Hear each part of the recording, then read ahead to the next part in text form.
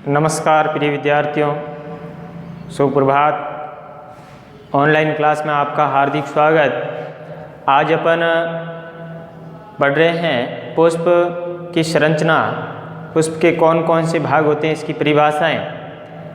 इससे पहले वाले वीडियो में अपन पढ़े थे, पुष्प की संरचना को आपको समझाया था चित्र बना करके। तो आज अपन पढ़ेंगे कौन कौन से इसके भाग होते हैं, इसकी परिभाषा आप लिखेंगे। तो देखिए, पहला तो अपन पढ़ रहे हैं पुष्प। पुष्प होता क्या है? तो पुष्प पौधे का जनन अंग होता है। क्या होता है? जनन अंग होता है। जनन अंग वह भाग होता है जिससे जनन क्रिया संपन्न होती है, जिससे बीज उत्पन्न होते हैं, फल का निर्माण होता है और वापस बीज जब बोया जाता है तो पुनः पौधे का निर्माण हो जाता है अंकुरित होकर के। तो इसीलिए पुष्प पौधे का कौन सा भाग है? जनन अंग होता है। पुष्प के भाग: बाह्य दलपुंज, दलपुंज, स्त्री केसर और पुंकेसर। तो पुष्प के कौन कौन से भाग होते हैं? बाह्य दलपुंज, दलपुंज, स्त्री केसर और पुंकेसर। तो ये चार भाग है। इस चार भाग के बारे में आप विस्तार से समझेंगे। तो पहला है बाह्य दलपुंज और दलपुंज क्या होते हैं? तो आपने पुष्प देखा होगा, जब पौधे पर पुष्प आता है तो पुष्प बंद होता है, खिला हुआ नहीं होता है, उसे बोलते हैं पुष्प कलिका। तो उस समय जो बाह्य भाग है यानी पुष्प को बंद रखने का कार्य करते हैं, तो वो भाग होता है बाह्य दलपुंज। क्या होता है? बाह्य दलपुंज। इसके आंतरिक भाग यानी फूलने के पश्चात आपको जो बाहरी चक्र दिखाई देते हैं, बड़े बड़े पत्ते दिखाई देते हैं, अलग अलग रंग की पंखुड़ियाँ होती है, हरे रंग की हो सकती है, नीले रंग की हो सकती है, गुलाबी रंग की हो सकती है, अलग अलग पुष्पों में अलग अलग होती है। तो वो पंखुड़ियाँ क्या कहलाती है? दलपुंज कहलाती है। क्या कहलाती है? दलपुंज। और उसका आंतरिक भाग है यानी जो मध्य में भाग स्थित होता है पुष्प में, तो वो भाग कहलाता है स्त्री केसर, यानी पुष्प का मादा जनन अंग होता है। इसी तरह इस मादा जनन अंग के चारों ओर जो संरचनाएं पाई जाती है, जो तंतु पाए जाते हैं, वो पुंकेसर कहलाते हैं। क्या कहलाते हैं? पुंकेसर।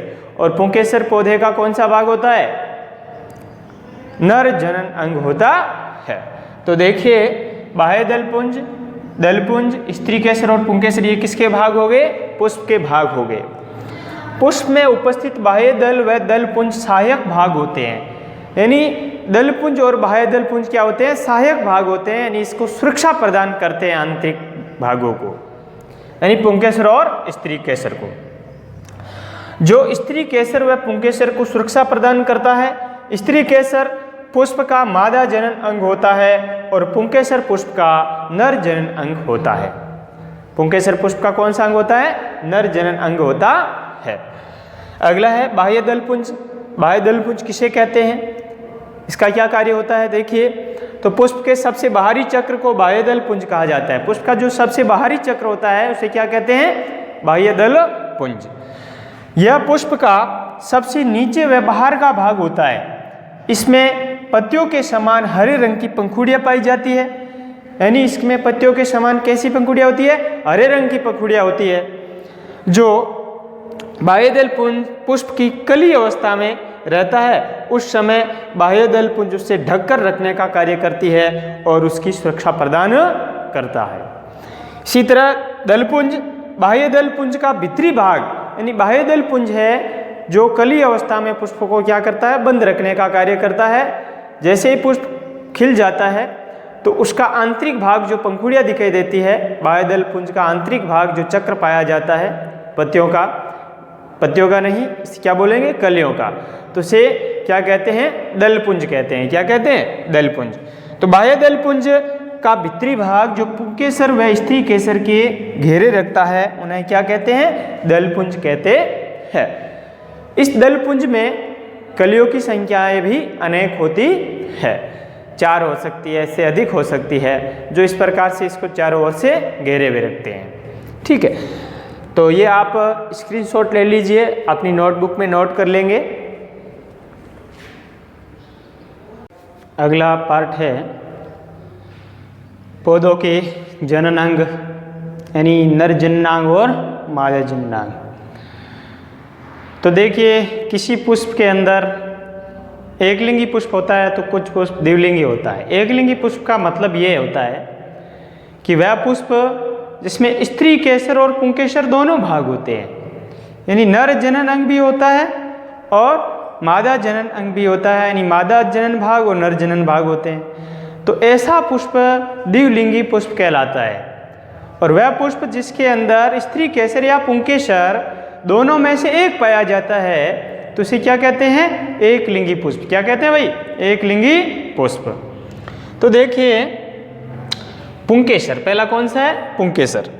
पुंकेसर पुष्प का नर भाग होता है, यानी नर जननांग होता है। कौन सा जननांग होता है? नर जननांग होता है। यह पुष्प के डंठल पर पंखुड़ियों के बीच में कुछ लंबी लंबी सूत्र जैसी संरचनाएं होती है। आपने पुष्प की संरचना देखी, बीच में जो संरचना थी, बीचों बीच में मध्य भाग में, वो तो क्या था? स्त्री केसर था। और उसके चारों ओर जो बहुत सारी संरचनाएं आपको दिखाई दे रही थी वो क्या था?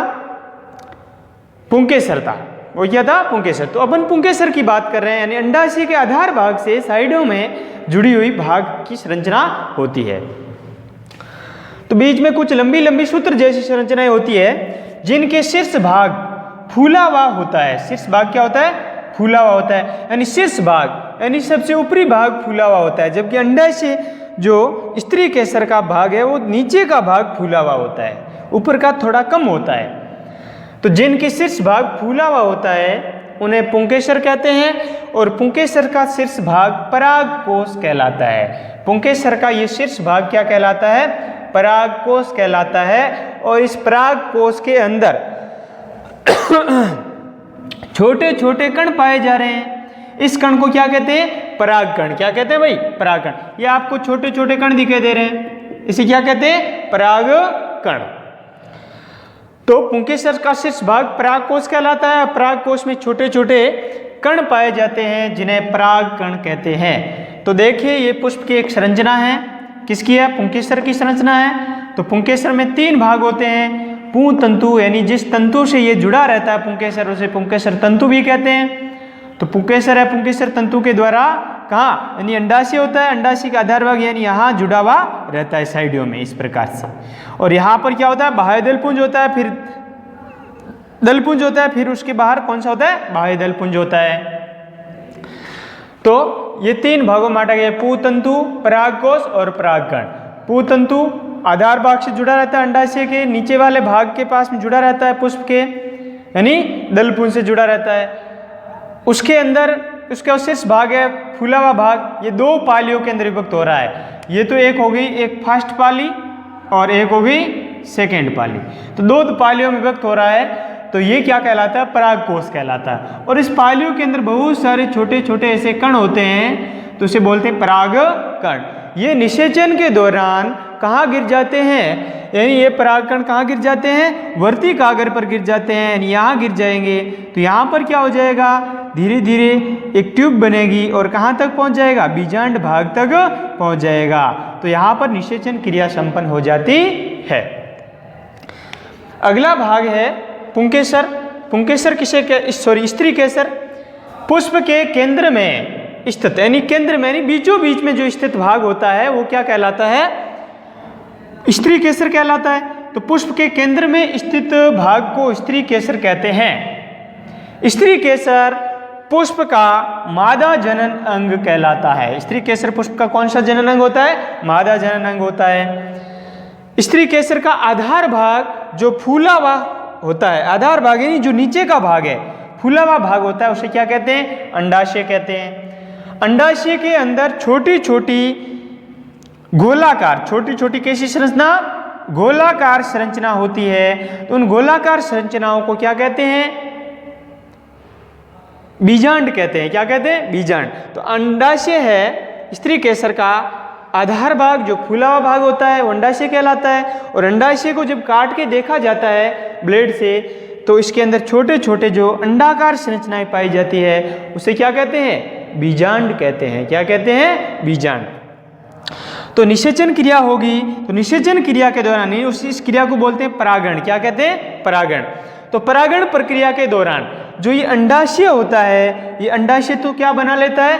फल बन जाता है। अंडाशय से क्या बन जाता है? फल बन जाता है। और इसके अंदर जो गोलाकार संरचनाएं होती है उससे क्या बन जाते हैं? बीज बन जाते हैं। तो फल एक होता है और बीज उसमें बहुत सारे हो सकते हैं। जैसे आम के अंदर बीज एक होती है, गुठली एक होती है। इस तरह टमाटर देखा होगा, टमाटर के अंदर बहुत सारे बीज होते हैं, ठीक है, लेकिन फल एक है। तो अंडाशय है, फल में रूपांतरित हो जाता है, और बीजांड है, किस में रूपांतरित हो जाता है? बीज में रूपांतरित हो जाता है। तो ये हुआ आपके किसका भाग? पुष्प के भाग। तो इसका स्क्रीनशॉट ले लीजिए और अपनी नोटबुक में नोट करेंगे, और इसकी आपको PDF फाइल भी मिल जाएगी, जिसके द्वारा भी आप इसे नोट कर सकते हैं नोटबुक में। तो धन्यवाद। आपको वीडियो अच्छा लगा है तो लाइक ज़रूर करना, और लाइक कर दिया है तो शेयर सब्सक्राइब ज़रूर करना।